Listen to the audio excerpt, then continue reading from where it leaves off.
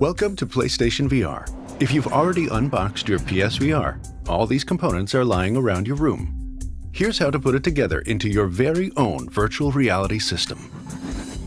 You should already have a PlayStation camera connected to your PlayStation 4, and hopefully a PlayStation 4 connected to your TV. First step, disconnect the HDMI cable from the back of your PlayStation 4 and plug it into the back of the processor unit, leaving the other end plugged into the TV. Next, take the PSVR HDMI cable labeled number 1 and use that to connect the processor unit to your PS4. You'll also need to connect them with the USB cable labeled number 2 by plugging one end into the PS4 and the other end into the back of the processor unit. Now, let's get powered up. Connect the AC power cord to the AC adapter labeled number 3. Plug the other end of the AC adapter into the back of the processor unit and the free end of the AC power cord into your favorite wall outlet.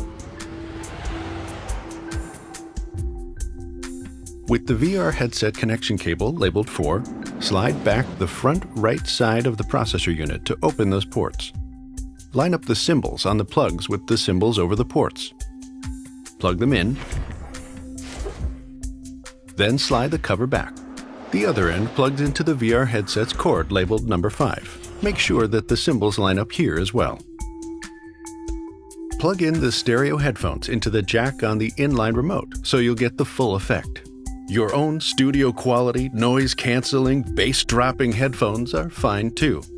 No offense taken. Take a moment to make sure everything's hooked up right. Okay, now let's turn on your TV, then your PlayStation 4, and PlayStation VR last. You'll know everything's connected properly when the tracking lights on the back of the headset start glowing blue. When that happens, stand back for a moment and admire your work. You now have a virtual reality system in your home, all ready to go. All that's left is to get you ready in part 3 of this tutorial.